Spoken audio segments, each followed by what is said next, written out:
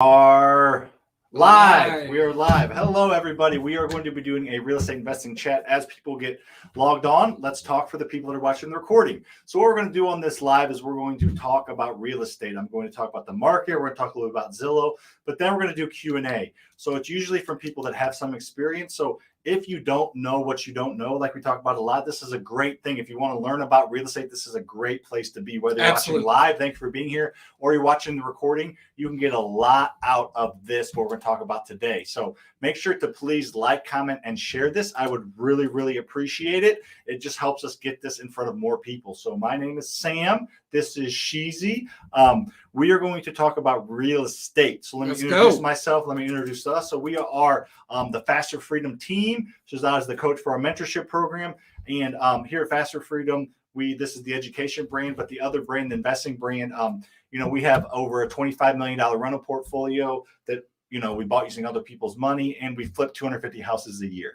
So if you're wondering if you're in the right spot to learn about real estate, you are in the right spot to learn about real estate, because that's what we're going to chat about today, is how to how to do it and answer questions from our experience. So let's get going. Let me know where you're from in the chat box. If you have not, please like, comment, and share this, and let us know where you're from, and we'll get rocking. As you guys are filling up the chat box with where you're from and your questions, let's talk a little bit. So what's up with Zillow? We talked a little about this last week. Hot news. Have any additional thoughts on Zillow, or kind of want to recap, as obviously this will be most people's first time watching this? Yeah, I think you summarize it really well. So yeah, please go ahead.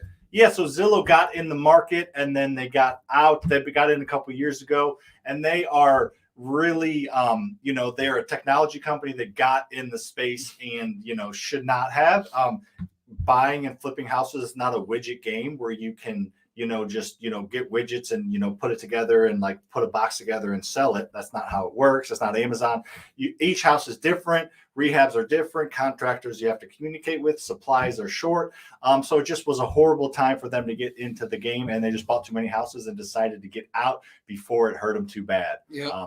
Any additional thoughts on Zillow? Yeah, so what was it called? The iBuyer? The iBuyer program that Zillow launched in 2019, just 2 years ago, right? So I think, obviously they had the best of intentions. Hi, Mike from St. Chuck. Sorry, keep going. Mikey, what's up, Mike Kitco? That guy's awesome. You keep talking. I'm going to keep rolling through where people are from. Yeah, so again, Zillow launched the iBuyer in 2019, and they're a technology company. So all their years of growth, it's the #1 rated app. They did a great job and on the technology piece. So then they jumped into the investing space thinking, it's going to be easy. So they buy up, billions of dollars of houses. Yep. Guys, that's too much, too fast, even for a company with large assets and a large workforce. And, they weren't geared towards the investing space. So they learned some really hard lessons, and they basically, now they're divesting all of those investments they made 2 years into the game. Awesome. Yep, for sure. Good clarifications from you, Sheezy. Again, throw your questions in the chat box. Make sure to like, comment, and share this. We're going to be answering questions about anything to do with real estate. We got Yante. What's up, Yante, Ohio? Yante, my man, Yante. What is up, Wayne? What's up, Ashley? How are you doing? I think I message you every once in a while on Instagram. So thanks for being here. So Wayne Augustini's in our program. Nice. That's Wayne, my dude. Wayne and Yante. Nice. Awesome. Well, thanks you guys for being here. We're just going to answer questions now. We're going to talk a little bit about the market, then get to questions. So throw your questions in the chat box. I see William's got one in queue. We'll get up here momentarily, and then we are going to answer your questions. Just basically go through it. I added another Facebook, 2 Facebooks and Instagram, YouTube. I would assume it's hurting us pretty good for some reason. You think? Well, we had 55, my goodness. We had 55 people on here last week. Yeah. So we'll not do that again. All right. Okay. So market update. So the market is hot right now. It is hot. It's cooled off a little bit from the spring and summer. I feel like as soon as COVID kind of opened up from like June, July of 2020 until about June, July of 2021, it was just nonstop hot. Usually the winter cools off. Yep. But that was the one time ever that I know that the winter didn't cool off. Talking about last winter. Yep. Mm-hmm. So this winter, I do see a little bit of a slowdown, but that's more seasonal in my opinion. Mm-hmm. Not as many people look to buy houses in the winter. So these. Why is that? because people are in school, they don't want to have their kids move the middle of the school district if they're moving outside of that specific school district. It's cold in most places, so they don't want to go traipsing through the snow, look at houses, and people just kind of nestle down for winter in, I know, 60% of the country. So it's go back and look at the history of real estate. It does every single year, spring, summer, fall, winter, spring. So it's just, I think we're just getting into that. Just the demand is slightly limited for a little bit, but it's going to pick back up next year, in my opinion. What do you think is going to happen? So yeah, no, I think you hit the nail on the head. Every winter we see this. I just had a student call me this morning saying, "Oh no, on Redfin and on Zillow it says that the house I just bought just decreased by 0.5% in value." And I'm like, "Look, that's," and she thought it was a crash, and I'm like, "Listen, that's this part of the year. By the time you're done with that rehab and get it appraised, we're going to be coming right back into that March timeframe. So you're going to be golden." Awesome, William. Do you have to get real estate agents involved with wholesale contacts, or is there a contact sent to the title company that gets handled that way? So depending on your state, you do not have to get, I think contracts means what you do not have to get contracts, through an agent every time. Most wholesalers here in like Missouri, they just set their contracts to the title company. The title company takes care of everything. Yep. And then some states have, title companies and real estate lawyers. So just getting the deal closed, you do not have to get an agent involved. There's a few parts of that I want to unpack a little bit. Is it okay? Do it. All right. So real estate agent. So there's a couple delineations that are really important here, right? On market properties, the ones you see on realtor.com, Redfin, Zillow, those are listed properties. That means that an agent is representing the seller in that transaction. That is, you're going to have, that's a sort of a listed on market transaction. It's going to, be treated that way. Off-market properties, which is what real estate investors specialize in, usually, like in our state, it's a 7-page special sales contract. You can Google special sales contract real estate in the name of your state. You're going to get 100 different matches. Those are the contracts that we typically use.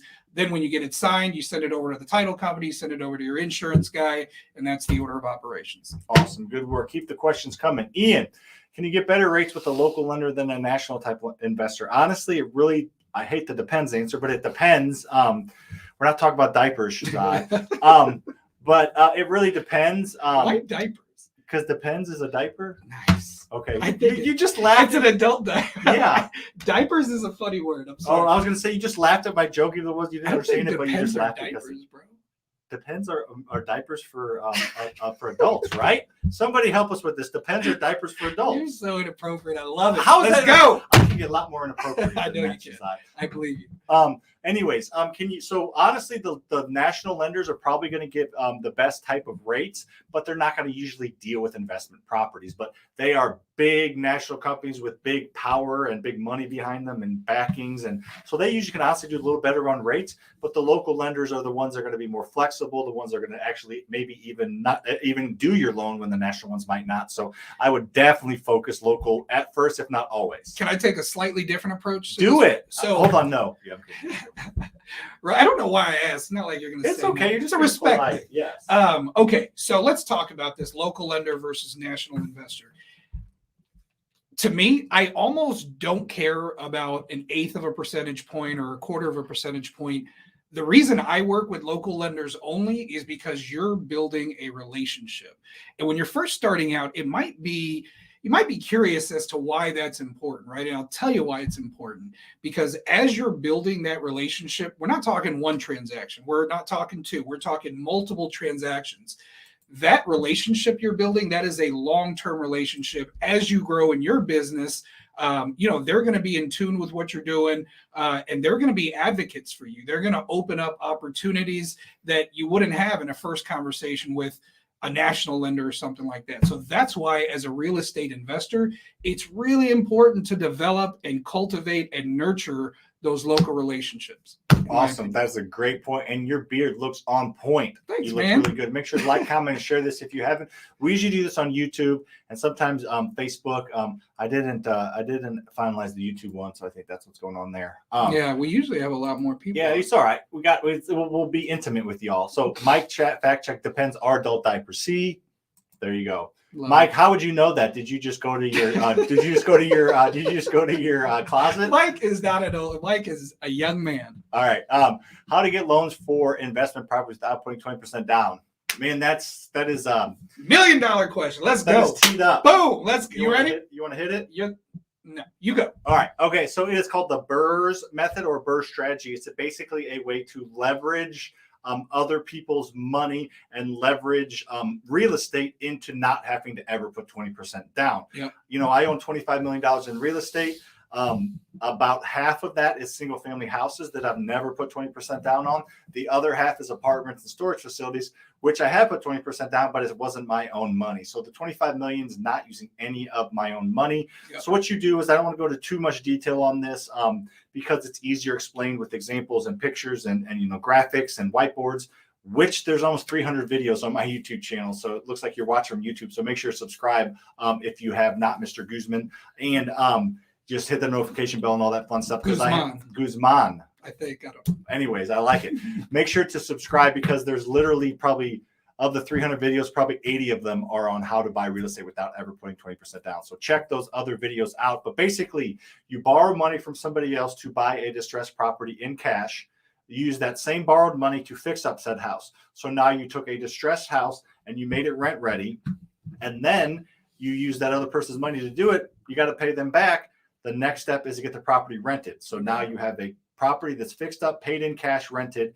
You take that fixed up, paid in cash, rented house to a small local bank, and they will send out an appraiser and give you an appraised value, and they will write you a check for 80% of that appraised value, up to 80%. So if you ran your numbers right and did everything right, you should be able to use that check and pay back your initial lender plus interest.